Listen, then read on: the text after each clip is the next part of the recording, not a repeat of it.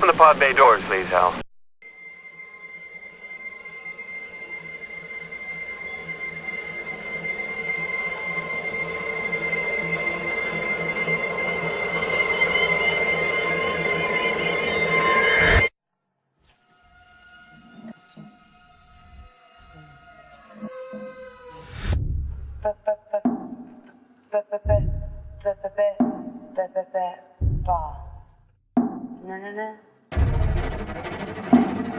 So you live alone? Yes. Think I'm pretty? I like a gorgeous.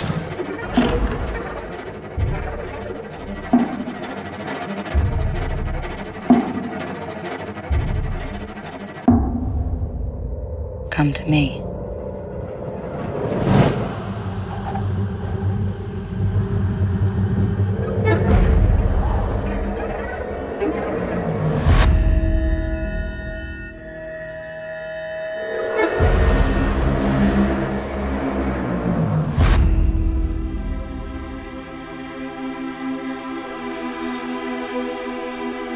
When was the last time you touched someone?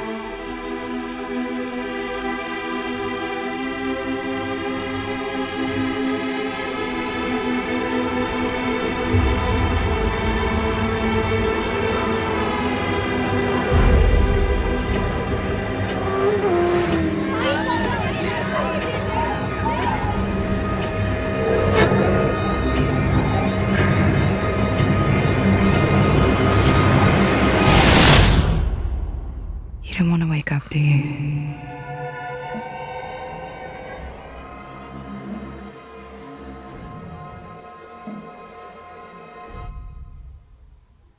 Pod bay doors are open. Welcome once again. I am Jerry Dean Roberts of ArmchairCinema.com. And as always, seated across the country from me is my intrepid co-host, Mr. Doug Heller, the film historian and film critic for TalkMovieToMe.com. How are you today, sir? I'm doing quite well. How are you today, Jerry? Great. We are sliding down into the cavern of the weird today. Yes. Very likely the strangest film we will ever talk about. We are talking about Jonathan Glazer's 2014 science fiction whutzit called Under the Skin. Yes. Give me your initial reaction to this movie. Okay, so I just watched it for the second time only last night. Yeah. So, I'm still... It's a lot to unpack.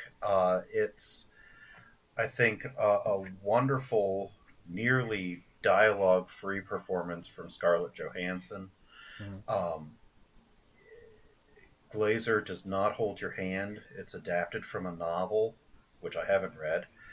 I'm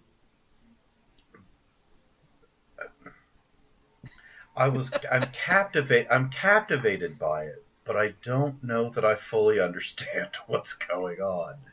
I watched it late last night, and that If actually you watch this kind in of the middle of helped. the night, the effect on you is really strange. I actually kind of thought that it helped me understand it, because the last time I watched it, I think it was in the middle of the day, which made it even weirder. At least at night, it has a place. I saw this, I had heard about this because it was playing at all the film festivals. This is 4 years ago, and it comes out of the film festivals, and it's one of those films where half the audience just fell in love with it, and the other half walked out. Yeah. And I love movies like that. I love movies that are a little bit divisive, because that always signals to me challenging. So I had to see this, and as it made its way around the country, I couldn't wait. I live in Birmingham, Alabama. Our theaters are filled with big tentpole movies generally. These little films might come to one theater. It did not come here. Right. So I don't think it played in Pittsburgh either. So you're just Well, I ended up seeing it on iTunes. I ended up renting it. And I'm glad I didn't see it in the theater because this is the kind of movie I really enjoy watching at home by myself. Yeah. Because I can be entrenched, I can be sort of engulfed in it, in its weirdness, and I don't have to worry about the surroundings, the people around me. And I can really take it in. I can go back a little bit. I can, if I don't really understand something, I can go back. But there's not that pressure, and you don't have to go out in the lobby and you hear all the negatives, and you want to put your fingers in your ears because you're just like I'm so enraptured by it that I can't stand the negatives. Right. Because people will write off a movie like this as pretentious just because Which it I is think challenging. is, well, it is. I guess it's pretentious. I think people use that word as a catch-all for I don't understand this, and Yeah. I don't want to say that I don't understand it, so I'll say that they're pretentious and they're trying to make some weird art house statement that nobody cares about. Yeah, and a movie like this throws away the conventions that you are used to.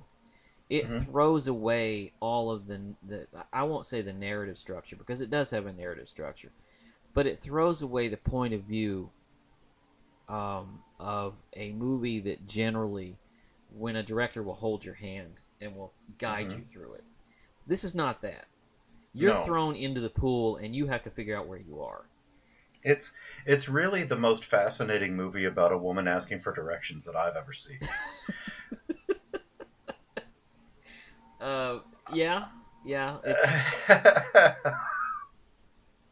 or you could say it's the strangest pickup film you've ever seen. Well, that's true too. Um, so let's talk about the story. Um, because it is a very simple story, basically, and I have a really, really rough time explaining this to people when I'm trying to sell them this movie. Because when I get to the word space alien, they're gone. You know, it is based on a book by Michael Faber, which I have read. I'll say loosely based because the book has a lot of details that the movie does not. And if it had been a lot of details, I think it would have been too much. Hmm. Scarlett Johansson plays an alien who comes to this planet, and the mission apparently, because you're never really told, the mission apparently is to pick up wayward young men, take them back to wherever she lives, strip them of their skin, and turn them into meat. Oh. Somewhere along the way, something in this human mortal coil strikes a chord with her, and she wants to experience some of it.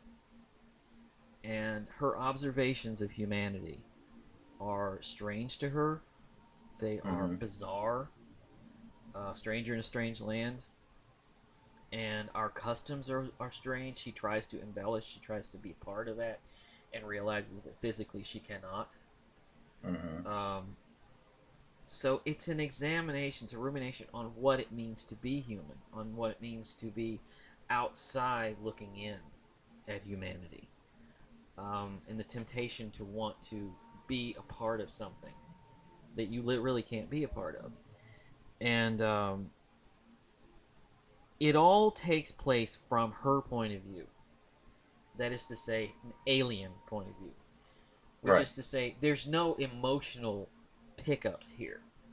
Hmm. It all has a very weird um, template that is seen through alien eyes.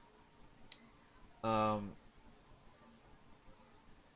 and it begins with this really striking image. Let's start at the beginning because it begins with this really striking image. Somewhere in deep space, as we hear these noises and see these shapes sort of coming together, And it takes us a minute to realize that basically the sounds are this character who's only in the credits is given in the name the female. Mm-hmm. And we hear her making noises. And we realize she's practicing human speech. Right. She's learning English. She's learning English. And these shapes, these elliptical shapes, come together and form a human eye. Mm-hmm. And then we move to the side of the road where we see a woman who is dead. And based on the way she's dressed, we have to interpret all this because we're never told anything.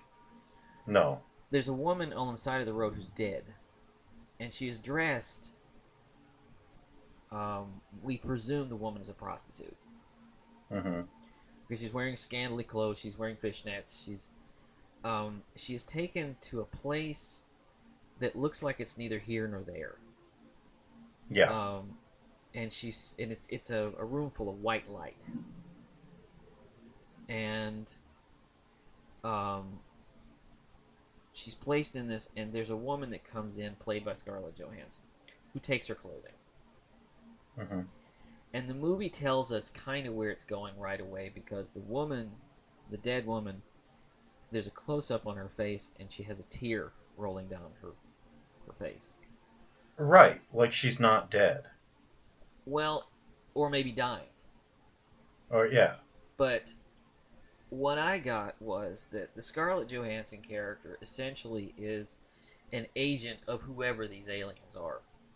Mm-hmm. And she's sent here to do what she does. But in order to do that, she is sent to be the replacement for whoever this woman was. Mm-hmm. There's a handler that always follows her around, and it's a guy on a motorcycle, Mm-hmm. played by a professional motorcycle rider named Jeremy McWilliams. And we don't ever know his role. He doesn't ever have any connection with her. He seems to just be there to clean up the mess, and keep her in line. Mm-hmm. And but anyway, she's the Scarlett Johansson character, and this is really great, has donned a human skin and is going out into the streets of this really strange, small, almost nothing town in Scotland. It's around Edinburgh. It's around I Edinburgh. believe. And she's wearing, ironically, another skin, a fur coat. Mm-hmm. But she drives this white van, and she goes around, and she rolls down her window, and she talks to these men. And she sort of sizes them up, because I think what she's looking for is men who are alone, Mm-hmm. men who, through their conversations, she surmises will not be missed. Mm-hmm. Because you know how it is when we're out with people we don't know. They'll always give you a signal, particularly women. Mm-hmm. You know, when we were dating, you and I are both married, but when we were dating, you'd go out with a woman, and she would casually slip into the conversation about, well, my mother's waiting for me at home, or something like that, or Mm-hmm. my brother is expecting me to call, or something, just something to let you know that they will be missed. Right. She's looking for people that are not like that. Mm-hmm. Young, lonely, horny young men, to put a crude term on it. She takes them back to this house, into another space. This time the space is completely black. And when she takes them back, they strip down, and they're about to, apparently impervious, apparently not really realizing where they are. Right. And they strip down, she strips to her underwear, and they begin to sink. The guys begin to sink into this murk. And suddenly, they have no skin. And whatever meat goes down this plank into this vat. Mm-hmm. And we're presuming that they're being processed into food.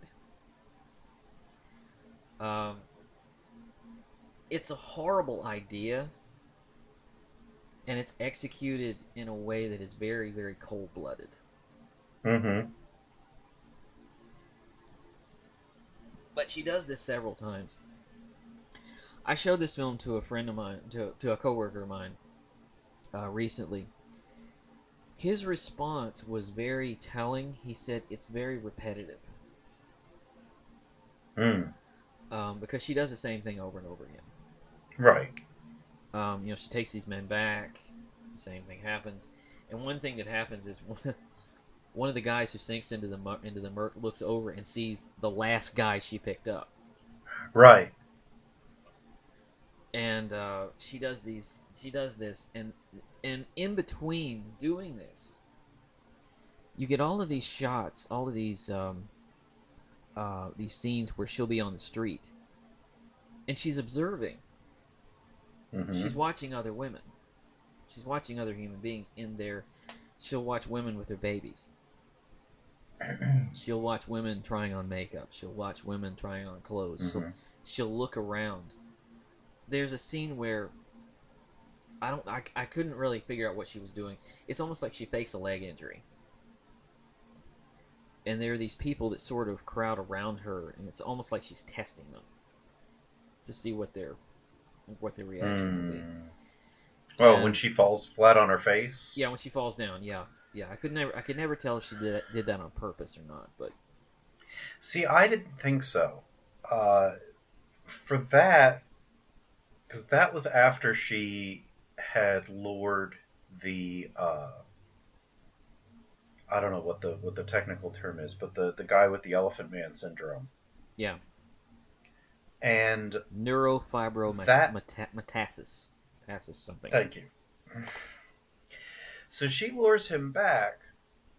She gets him to sink, but he doesn't die. You see him out in the field, naked, running back to the city. She lets him go. Yeah. So she starts to have a connection. Mm-hmm.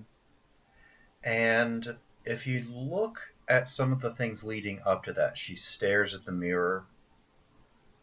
There's that one scene where she's just standing there, blank stare, and the handler, the motorcycle rider, is just like walking around her like she's in a sleep mode or something. Mm-hmm. So, it's kind of led me to believe that she's either growing into something different that their culture doesn't know, Mm-hmm. and so she doesn't quite know how to process it, or she could be an android with some sort of a learning AI that is changing and it's not processing it properly, so she just kind of falls. She just kind of shuts down for a minute and then she gets back up in character. I'm not sure. Well, in the book, the book helped me along with this. Basically, the species that she belongs to has a body structure that is somewhere close to like a llama. Hmm. And when she gets to the, basically what they've done is she's been surgically altered, Mm-hmm. so that she can walk on two legs. And so has the motorcycle rider, and so that they can move among human beings and not be detected. There's more than one motorcycle rider, though. There's like three of them. I only knew one. Do you remember in the scene when she goes missing and there's like three motorcyclists Oh yeah. riding out in different directions? I never caught on to that. See, that's a Yeah. thing. Every time you watch this film, you'll pick up something different. I think there's more than just her, and I think there's definitely more than just him going around the city, and he called in help to help find her because he couldn't find her. She stopped doing what she was supposed to be doing. Well, she ran off at Right. one point. You were talking about when she looked in the mirror. You're talking about when she comes down the stairs after killing that guy, and she sort of looks.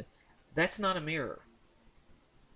It took me a while to figure this out, but it's not a mirror. It's a porthole.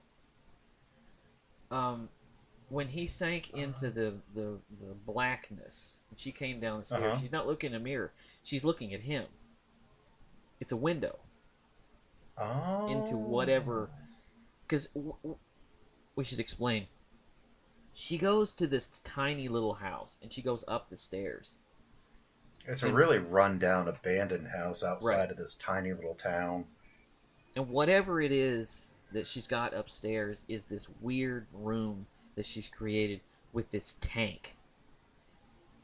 But when she comes downstairs and she looks in the mirror, it took me a while to figure this out. She's making sure that what she was supposed to do has been done. So she is looking at herself, and there's a reflection, but she's actually looking at him. This is one of those movies that you will pick things up every time you watch it. Just little things, just tiny little things. Like you were talking about, there's a character in here.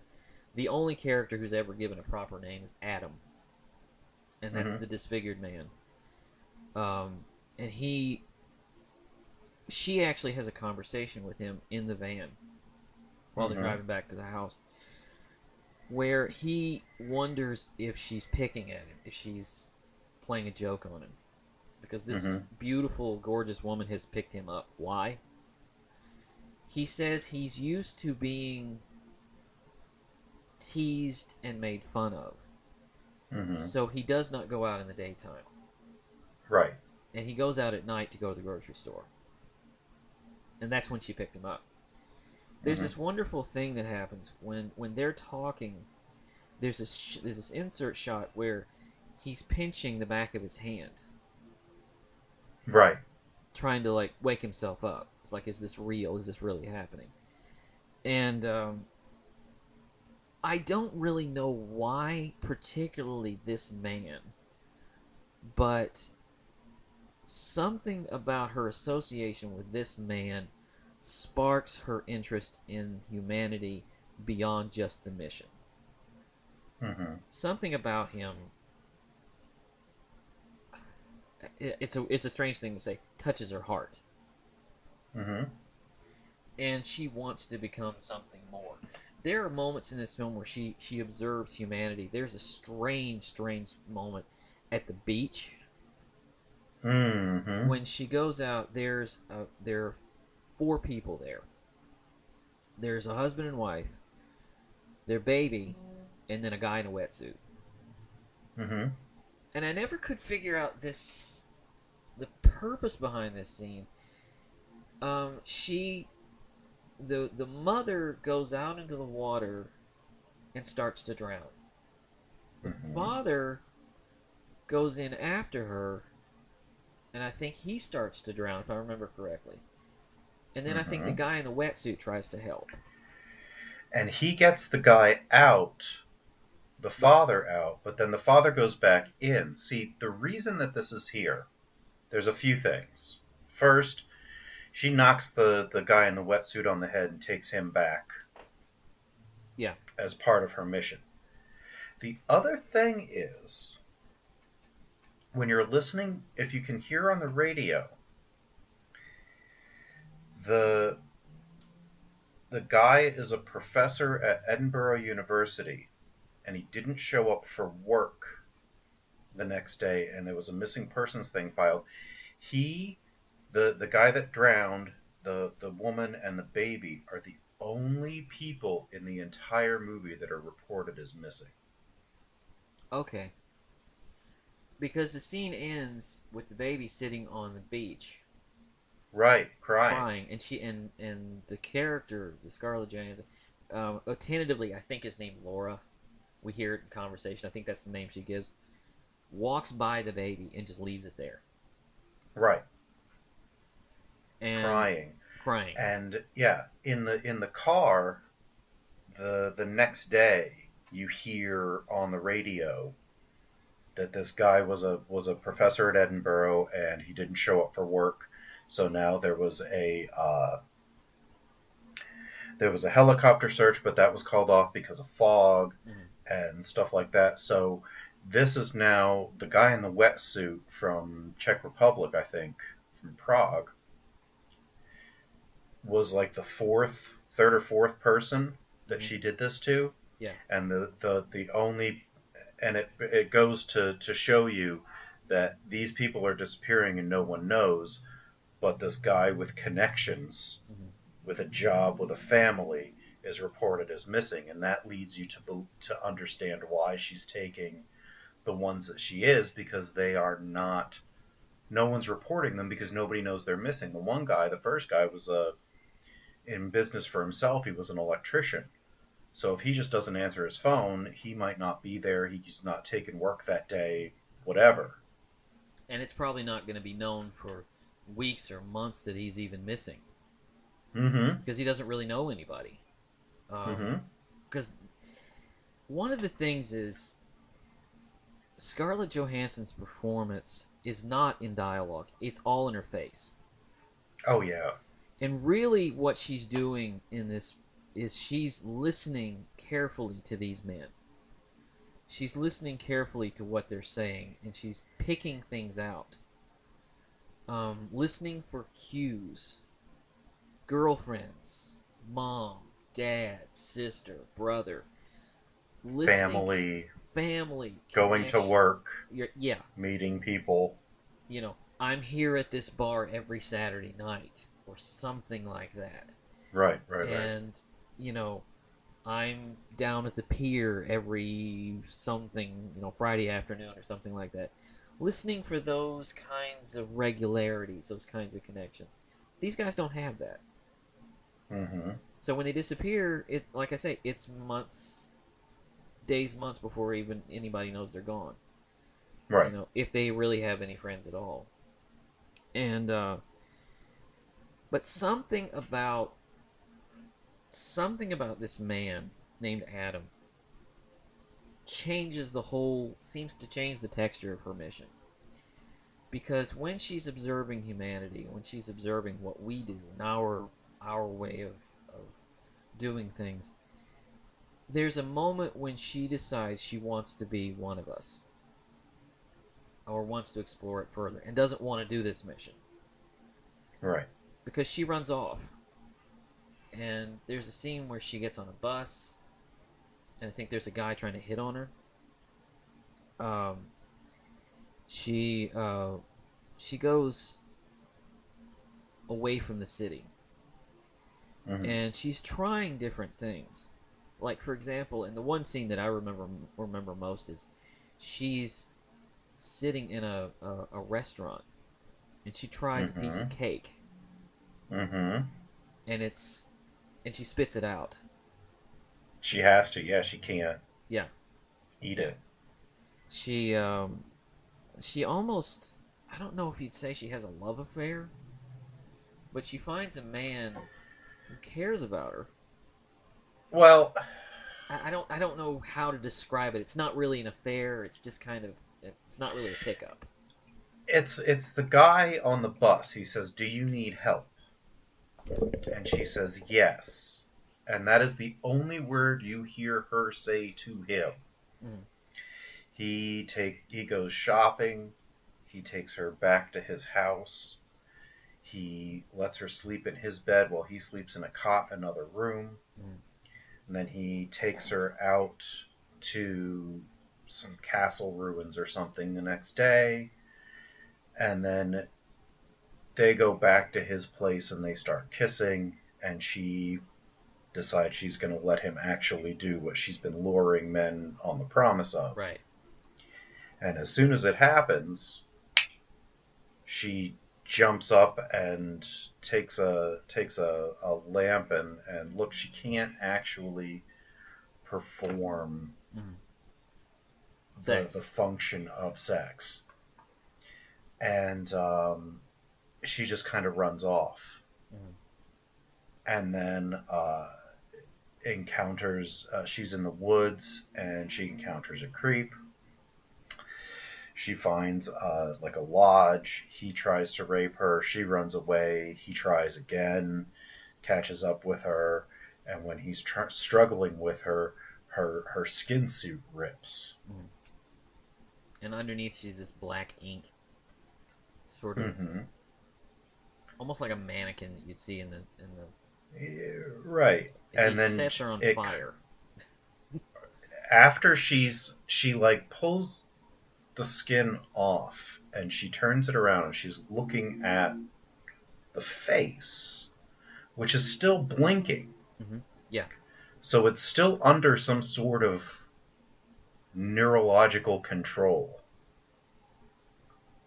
And then he throws gasoline on her. She gets out of the skin completely. She burns up, and her handler is looking for her. But And that's the end of the movie. that's the end of the movie. That's Um, it.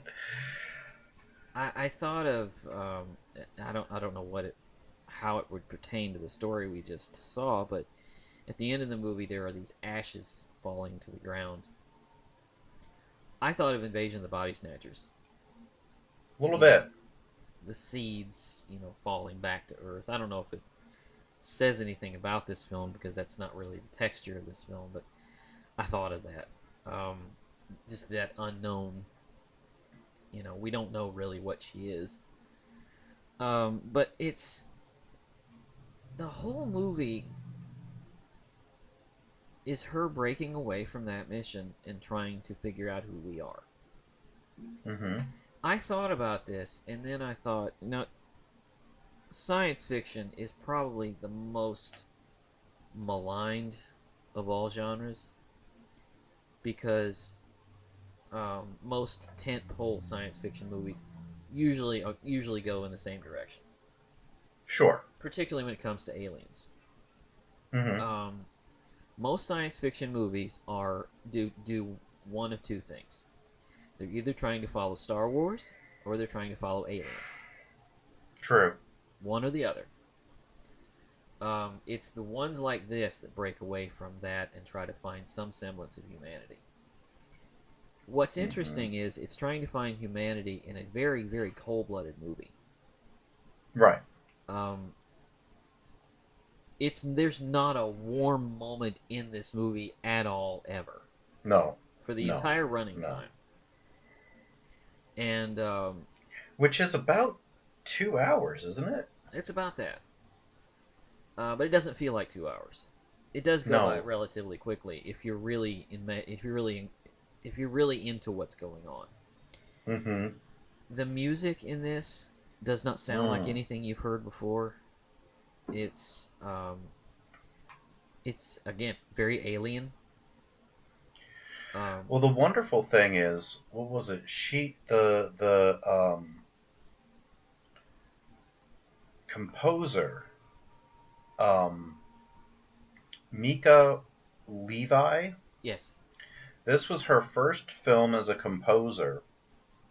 And then she did a short. Her next film as a composer was Jackie, which you and I both loved. Yes. And the music in that was ethereal and weird and very emotive.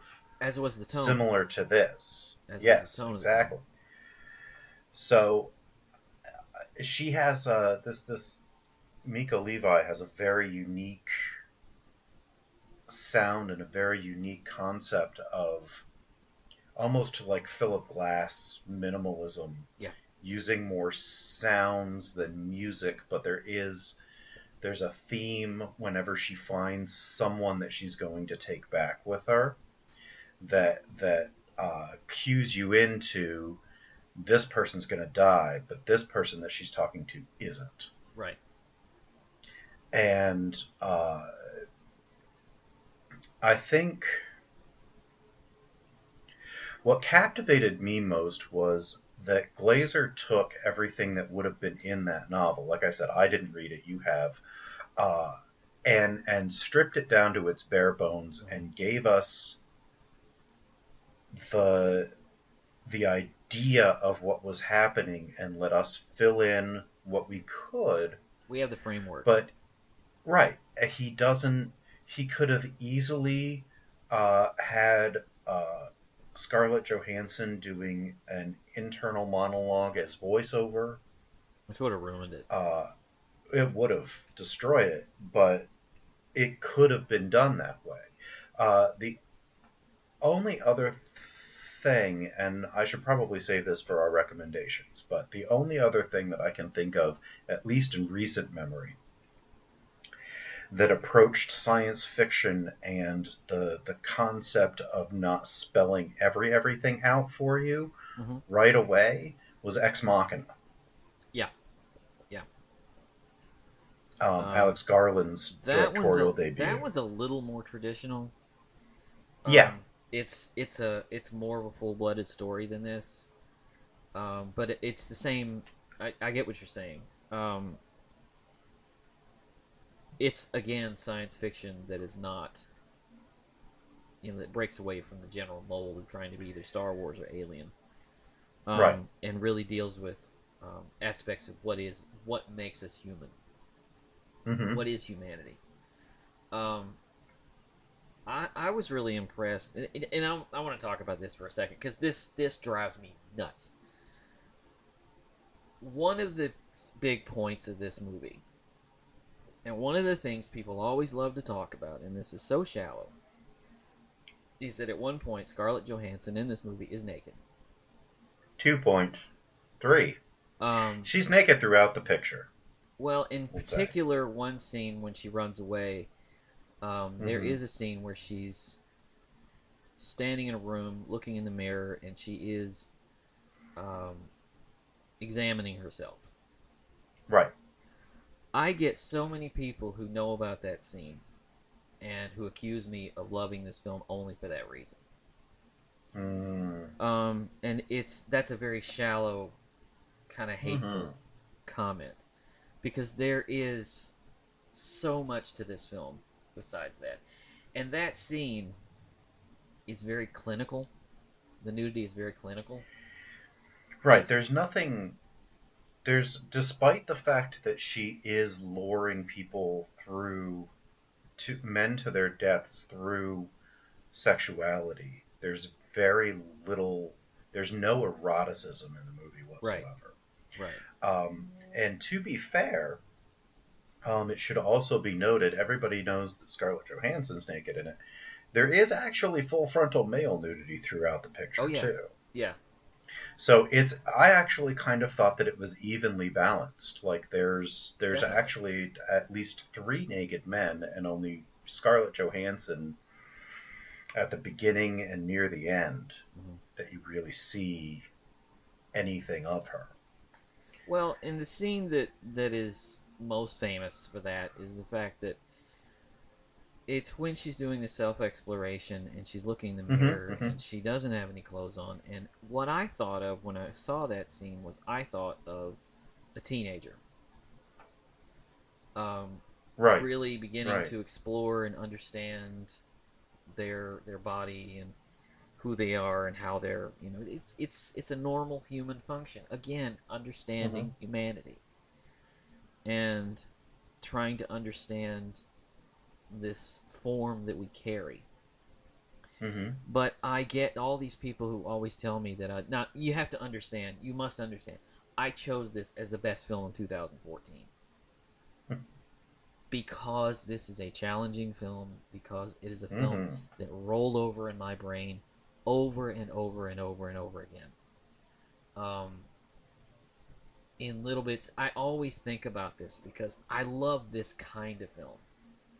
It's challenging, it's unusual, it screws with your brain, and to just relegate it to that one scene is really tacky. Because, first of all, it pulls away from the moment, and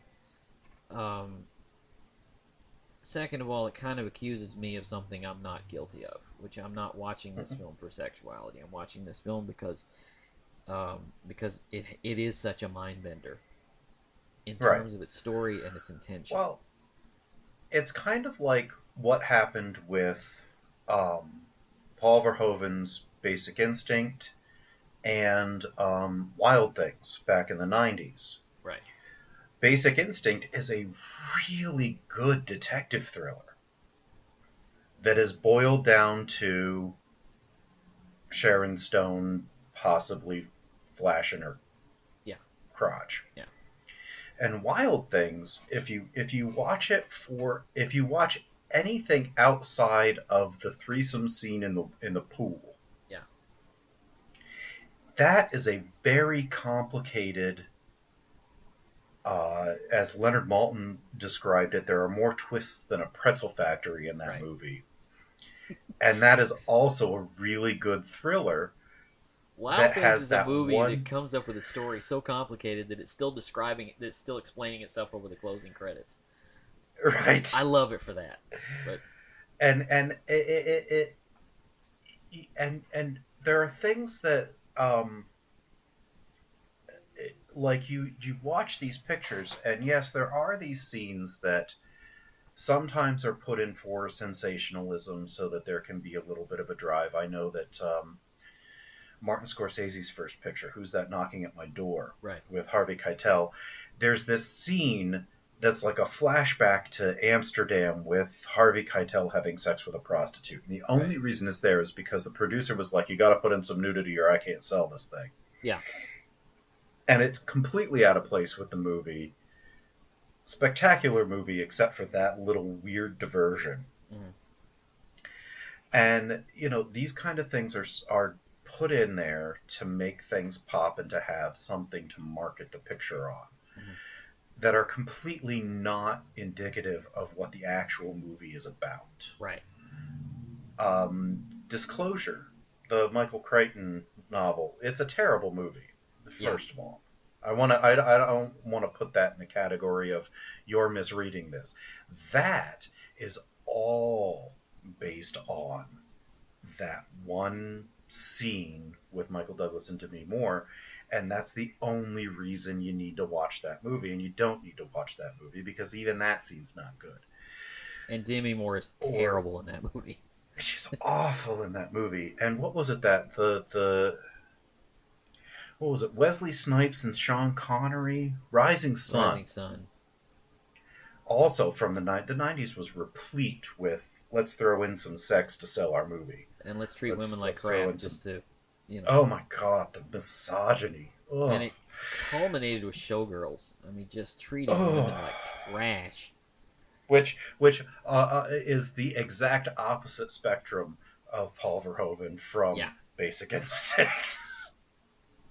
Well, and sometimes I think he's fantastic, and sometimes he's just terrible. I think Basic Instinct also tried to kind of trashed women too. I mean, it was really it was a trashy movie. It was just it was a like a Black Widow kind of a thing, like don't trust the woman and stuff like that. I mean, Paul Verhoeven isn't exactly a feminist, but well, let's talk for a second about Jonathan Glazer.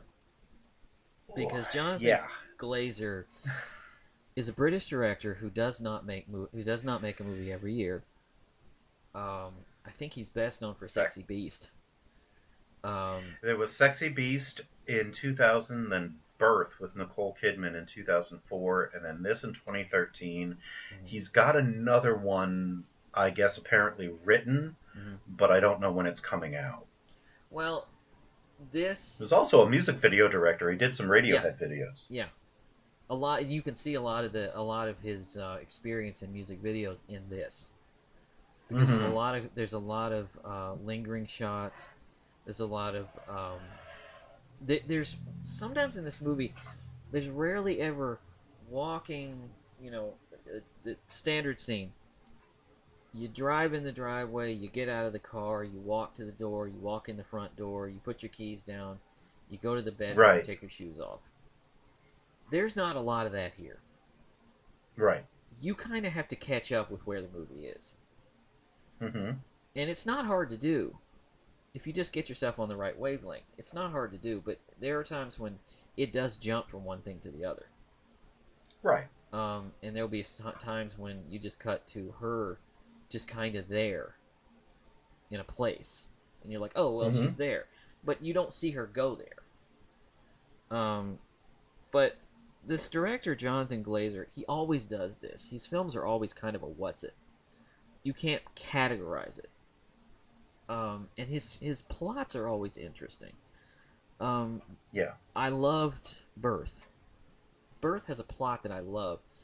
Nicole Kidman plays a woman who's about to be engaged. When her husband drops dead of a heart attack while jogging.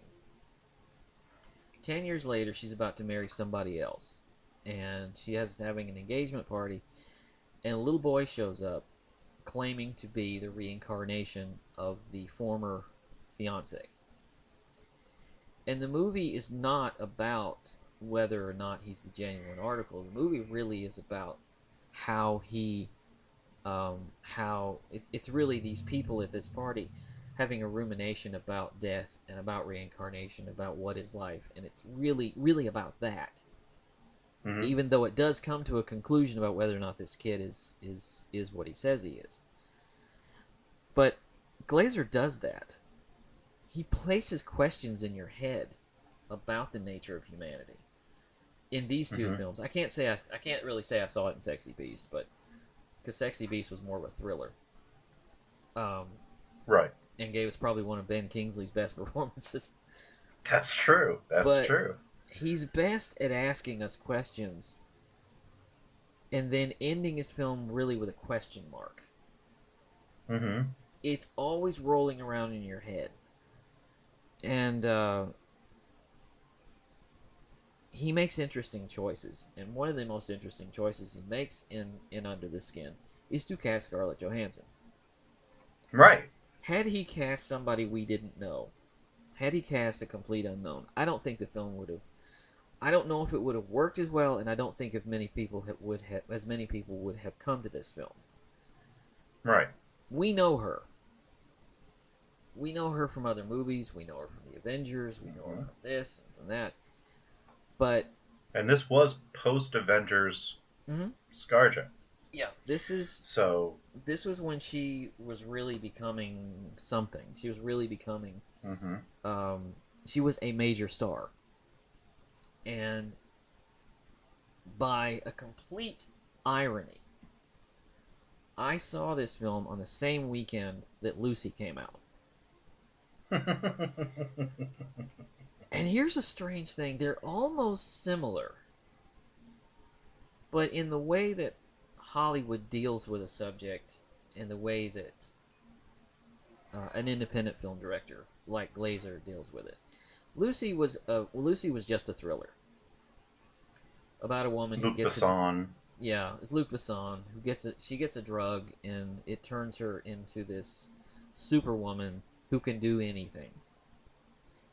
Despite that, is still running from men with guns. I never figured that out, but I still haven't seen Lucy. I kind of want to, just as a fun thing, but yeah. I'm not a big Besson fan. I'm not either. So I have to take him at face value because, to tell you the truth, he's never made a movie that didn't drive me nuts. Yeah. He's I think he gets a little bit more credit than he deserves for being. I think he gets credit for being aloof when he's really just dismissive. And it's all because of the success of The Fifth Element. I think The Fifth Element gets him a pass. And for some reason, The Professional, we can talk about him another time, but I've never been a huge fan of that movie. And I've been in love with Natalie Portman since I saw her. She's 6 months younger than me, so ever since I saw her the first time, I'm like, ah. That was her first film.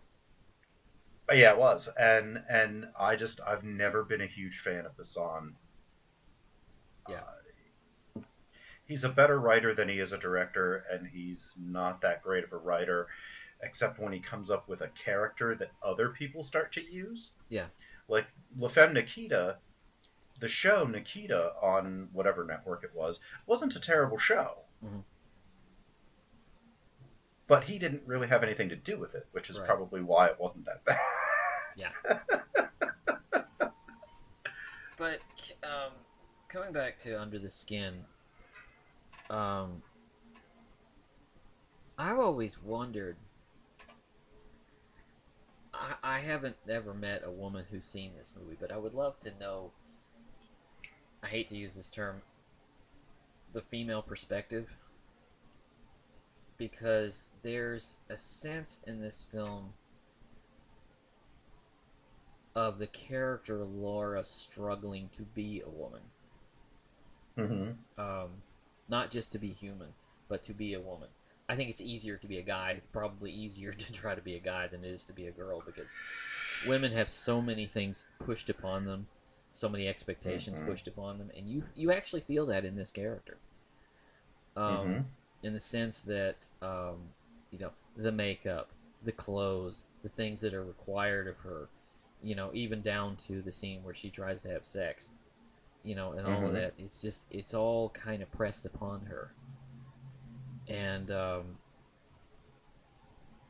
I think if the movie were a gender switch, it wouldn't have worked.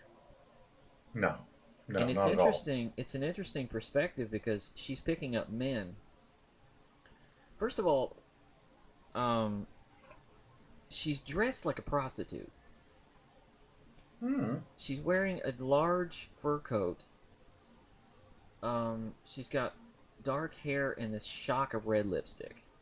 And she's dressed like a prostitute for most of the time. And she's picking up men and going through the rituals. Going through the rituals of the things that a woman would do to try and pick up a man, looking attractive for them. So that weight is upon her. And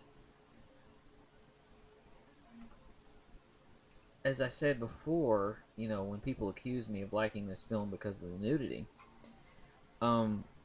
this movie challenges the male gaze in a lot of ways. Because you can say, yes, there's nudity in it, but you can't say it's sexy at all. No. Because it's trying to strip everything down to its bare essence. And see it through her eyes. Through eyes in which none of this is sexy at all. And it's all functional. It's all functional. It's all for the mission. And I noticed that when she's... And I love the way this film is shot, because for most of the time when she's on the mission, the camera is tight on her.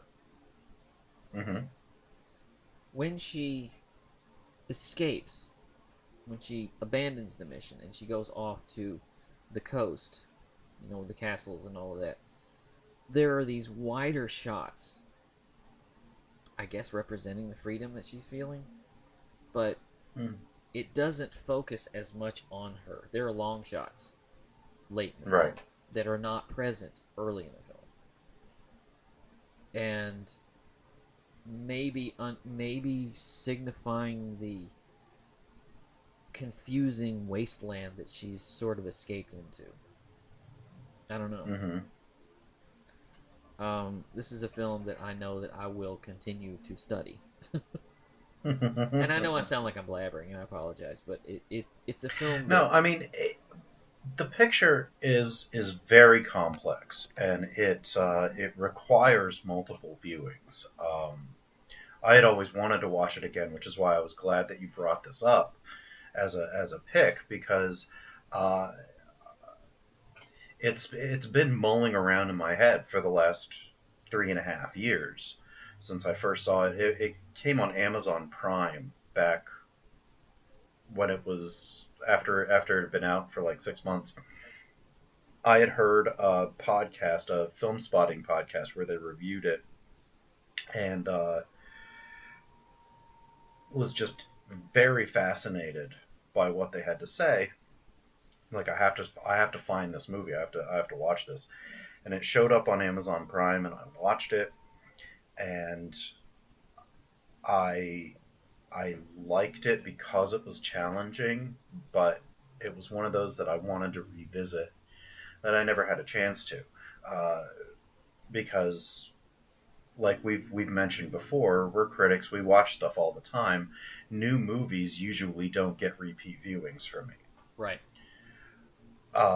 With the exception of if it's a kids movie that my son adores, then I have to watch it a lot. Yeah. But other than that, I really don't get a chance to revisit it. Like, I'd still love to revisit Terrence Malick's Tree of Life. I've only seen it once. I'm glad you brought that up. Been able to go back to it, yeah. I'm glad you brought that up, because I love these films. I love this and The Tree of Life and Neon Demon and movies like this that break that mold and they go away and Mm-hmm. they forget the narrative and they just show me images and I have to meet the movie halfway. Mm-hmm. So that way I know that the director is reaching out for me. Mm-hmm. He's not selling me a product. He's reaching for me. He wants me to think Right. while I'm watching Right. this. And it's always irritating when I come away from a movie and I have nothing. Right. That is a frustrating experience. Most of this movie is unexplained. I Mm-hmm. like that about it. It has dialogue, but it's not necessary. I mean, you could have taken all the dialogue out of this movie. Yeah, There's no you di- don't need it. You don't need it. You don't need it. Nothing is expository. So there's nothing that tells you what's going on. Right. So largely it's just And to fill in some. And to an American audience, this is a strange film in that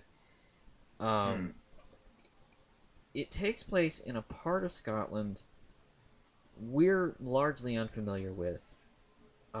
Most of the actors in the film, which, by the way, were shot without their knowledge. Scarlett Johansson was driving around with in this van with cameras mounted in it, and she was capturing these men without their knowledge, and some of them signed waivers, releases. We can't understand half of what they're saying because their accents are so thick. It's like I saw a Ken Loach movie maybe 15 years ago called Sweet 16. That I had to put the subtitles on, or actually it came in theaters with subtitles. I put the subtitles on the DVD because I couldn't understand anything they were saying, and that's all. They were non-professional Scottish actors that haven't had dialogue coaches. Yeah. What is good? Is going? G'day. Yeah. What? There was a movie I think in the early '90s called Riff Raff, and the accents were so thick that the video company actually put subtitles on the movie itself because you couldn't understand anything they were saying. Right. But no, it's English, but yeah, it is English, but you just can't understand it, and also the vernacular is so bizarre, and they have to straighten it out for you. It's not that we're dumb Americans; it's just that we can't understand what they're saying. Sometimes some of these dialects, you just and they're speaking very fast. Right. And I thought it was hilarious in parts when somebody's talking to her and she's got this British accent for some reason, just to fit in that she's lost. Yeah. She keeps asking for directions. She keeps asking how to get around. She keeps saying she's lost. That's how she gets the people into her van. So, for whatever reason, she's got a British accent. And when some of these guys are talking to her, she laughs like she knows what they're saying. And I just hear sounds. Like, it's very funny. Like, and I really wonder if she knew what they were saying. Right. Or if she was just laughing, because sometimes she has this look on her face like, I have no idea what you just said. I don't. Well, and it's alien to us here in America, where we probably don't know that area of Scotland. As we're sitting there watching this, and it's alien to her. It is a stranger in a strange land. If she had been in New York, I don't think it would have worked as well. It was a familiar place. If she had been in L.A., God, I can't imagine this movie in L.A. But if she had been someplace we are familiar with, it wouldn't have worked as well. And you put the captions on. Sometimes you put the captions on in the Blu-ray, and the words, it just says unintelligible dialect. Because even the captions don't know what they're saying. Right. But anyway, so I am going to continue to watch this movie for years to come because, like I say, I love movies like this. I live for movies like this. After all the junk, Mm-hmm. and I do love junk food, believe me. I sometimes even like bad movies. We're going to talk about one of those in a couple of weeks, but Yeah. I love bad movies. I love good movies. I love good junk food. But occasionally, inside of all of that, this kind of movie is really what I'm looking for. Mm-hmm. It's challenging. It's difficult. It's different. It doesn't have a texture that I'm familiar with. It doesn't have a tone that I'm familiar with. It's just a completely new experience. And that's Right. really, Exactly. I think that's pretty much all I got to say here. I mean, it's this is more a visual experience than it is a conversation piece. Right. It's hard to talk about, especially without. I mean, even if you don't want to give too much away, there's not a lot to give away Yeah. because Yeah. you have to. If you're not going to go point by point through each minute of the movie, which I have no interest in doing here, Yeah. uh, it's hard to really fully discuss. But it's a remarkable movie, and if I had any recommendations to go along with it, I would say definitely something in the vein of Ex Machina or Tree of Life, even Christopher Nolan's Interstellar, Stanley Kubrick's 2001: A Space Odyssey, things that are much freer for you to figure out. But don't watch them back to back No. because it will mess with your head. Um, Another movie that I would say is, and this is kind of an out there recommendation. It's not necessarily thematically similar, but in a kind of a watching it to not really know what's going on until maybe the end, if you really stick with it and figure it out, is a 1977 Japanese horror movie called Houseu. Yeah. By I've heard of it. I haven't seen it. directed by Nobuhiko Obayashi. It is one of the strangest things I've ever seen in my life. It really doesn't let you know what's going on until really the very end, and even then, it doesn't really try to make sense. It is absolutely one of the most insane things I've ever seen, and it's fun. Kind of It's brilliant one of those that way. weird fun. Yeah, it's brilliant because you don't really know what's going on. It's off the wall crazy, and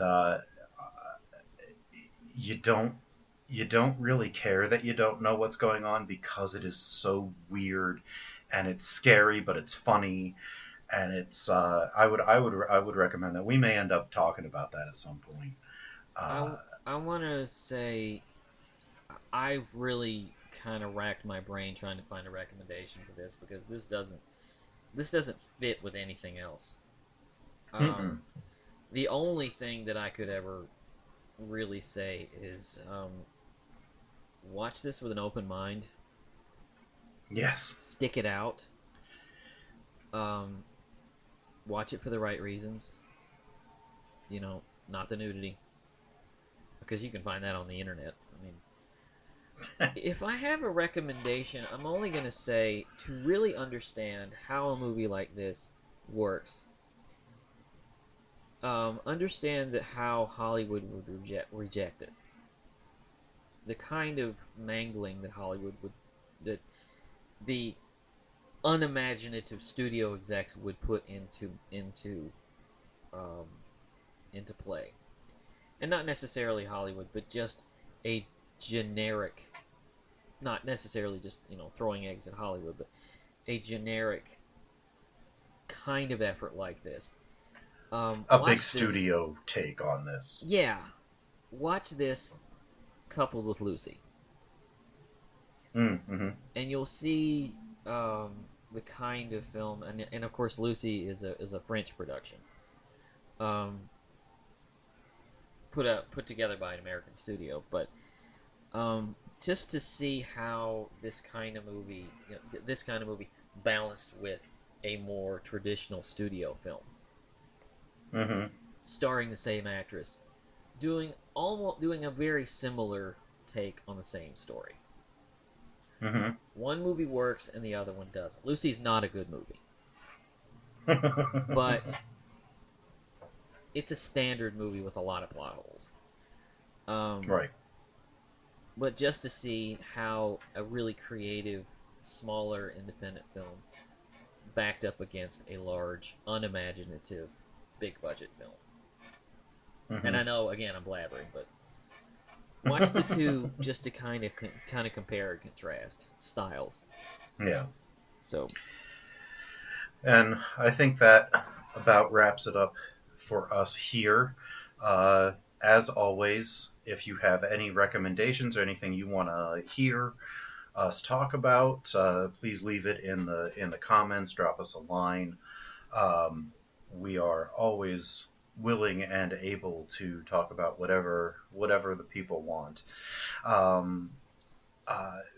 Please leave us your likes, your upvotes, your thumbs up, your whatever, along with your comments. We really appreciate it. We appreciate you listening to us, and we. What are we talking about next time? Well, next time is my pick, and I think I've narrowed it down to I want to talk about Kill Bill. Okay. Both volumes, because I consider it one picture. And it's one of my favorite films, and I'll bring us back into the present a little bit more than my past two picks. I'm going to end up being the old movie guy on this, I think, somehow, but maybe not. Maybe. So next time is Kill Bill, and after that, we're going to do a couple of episodes of movies that neither one of us particularly enjoy. We're going to call this segment Fascinatingly Terrible.